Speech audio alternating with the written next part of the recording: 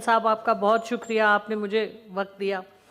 बहुत मशकूर हूँ मैं आपकी। और पेशावर का जो सानिया है सर, मुझे सारी रात नींद नहीं आई, क्योंकि ये हमारे बच्चे थे। वो जो 134 बच्चे जो एपीएस के हादसे में हलाक हुए थे, वो भी हमारे बच्चे थे।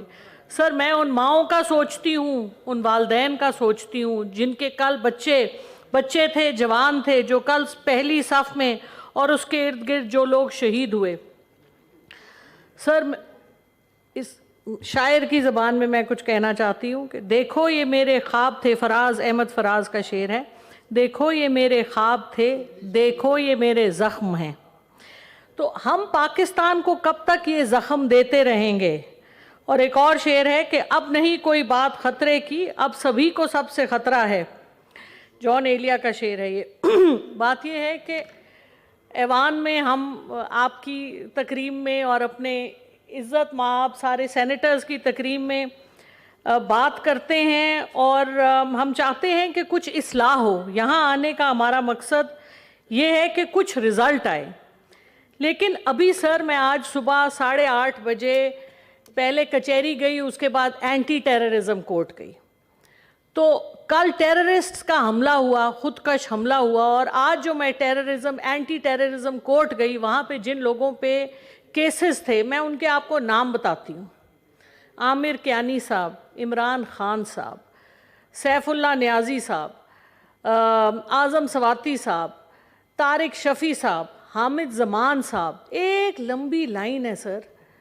मुझे बताइए, जब हमारी सिक्योरिटी फोर्सेस, हमारी लॉ इन्फोर्सिंग बॉडीज़ इन केसों के ऊपर काम करेंगी, तो असली टेररिस्ट्स के बारे में कौन कुछ करेगा? कोई कुछ नहीं करेगा सर। 2016 में कोयटा में जो अटैक्स हुए थे, उसके बाद एक कोयटा इंक्वायरी कमीशन बना था, जिसको काजी फाइज ईसा साहब ने हेड किया था। उन्होंने उस कमीशन की जो रिपोर्ट दी थी, उसमें उन्होंने जो बातें कही थी, मैं उसका लुब्बे लुबाब आज आपकी गोश गुजार करना चाहूँगी। कि उस रिपोर्ट में उन्होंने ये कहा था कि मसला ये नहीं है कि टेररिज्म है पाकिस्तान में, मसला ये है कि हमारी इतनी सारी लॉ इन्फोर्समेंट एजेंसीज अपना काम नहीं कर पाती। मसला ये नहीं है कि हमारे लोग बुरे हैं, मसला ये है कि उनको काम करने नहीं दिया जाता। मसला ये नहीं है कि हमारे अहलकारों की नीयतें ख़राब हैं, मसला ये है कि उनको किसी और रविश पे लगाया जाता है। उन्होंने 56 सर रिकमेंडेशंस दी थी, जिनमें उनका मेन जो लुब्बे लुबाब उसका ये था। एक तो उन्होंने ये कहा था कि जब ये अटैक्स होते हैं तो इनकी इंक्वायरी नहीं होती, साइट को धो दिया जाता है, वहाँ पर जाके एविडेंस ही इकट्ठी नहीं की जाती। हमारी पुलिस ट्रेंड ही नहीं है, या अगर ट्रेन हो भी तो उसको झूठे केसेस में लगा दिया जाता है। पुलिस के एहलकारों का सारा दिमाग इस काम में लगता है कि झूठा केस कैसे बनाना है।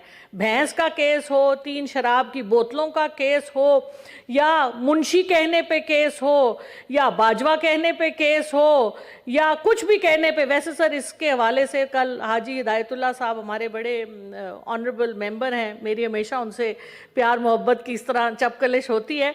तो मैं इस हवाले से 2 बातें कहना चाहूँगी कि कुछ अल्फाज हैं जो अब हमारे मुल्क में बुक हो गए हैं सर, वो हम किसी और को नहीं कह सकते। उसमें सर मुंशी का लफ्ज़ है, हाजी साहब का लफ्ज़ है, और हाफिज़ साहब का लफ्ज़ है। इनको कुछ लोगों के लिए रहने दें, और हिदायतुल्लाह साहब हमारे सेनेटर ही रहे तो बहुत अच्छा है। सर, मैं आजी से सर आगे बात ख़त्म करने दें। सर, एक तो ये कि जो फोरेंसिक्स होते हैं वो होते नहीं, पुलिस क्राइम सीन की कोई प्रॉपर डॉक्यूमेंटेशन होती नहीं है।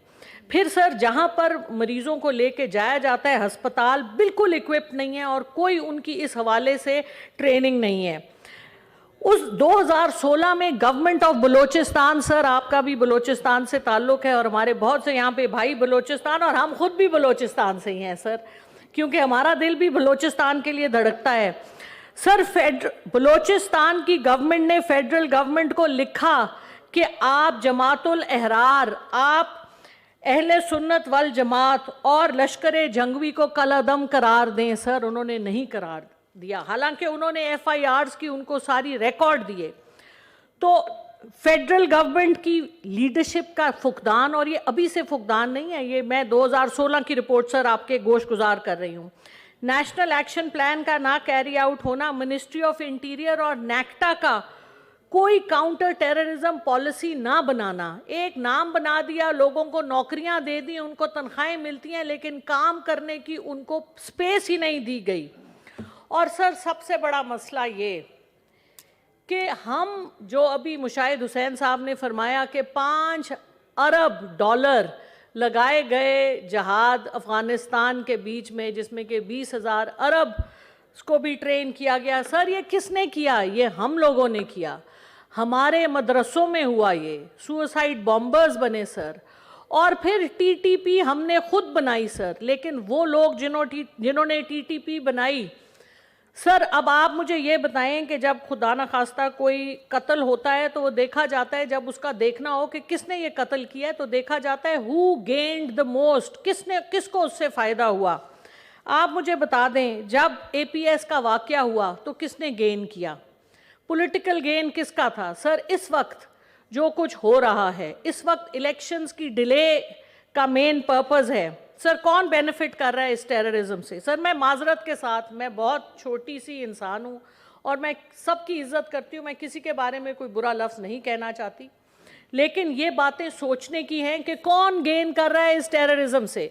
सर सवाल ये है कि एहसानुल्लाह एहसान एक साहिब थे जो कि एपीएस में मुलव्विस थे, जो कासी साहब के मर्डर में मुलव्विस थे, जो ईस्टर पे जो लाहौर में जो क्रिश्चियन कम्युनिटी के ऊपर जो ब्लास्ट हुए उसमें मुलव्विस थे। सर उन्होंने 2020 में हमारे बड़े respectable DG ISPR Asif Gafoor sahab का बयान है, ट्विटर पे सब जगह मौजूद है। उन्होंने कहा जी कि एहसानुल्लाह एहसान ने सरेंडर किया है, और ये बहुत अच्छी बात है कि उसने सरेंडर किया। और उसके चंद दिनों के बाद एहसानुल्लाह एहसान की ऑडियोज़ आई सर मीडिया के ऊपर कि मैं टर्की चला गया हूँ अपनी बेटा बेटी और बीवी के साथ, और मेरे साथ मुआहिदा हुआ है, और किसने मुआहिदा किया है ये मैं अगली ऑडियो में बताऊंगा। सर ये रिकॉर्ड का हिस्सा है, मैं तो बाद में इस सीन में आई हूँ।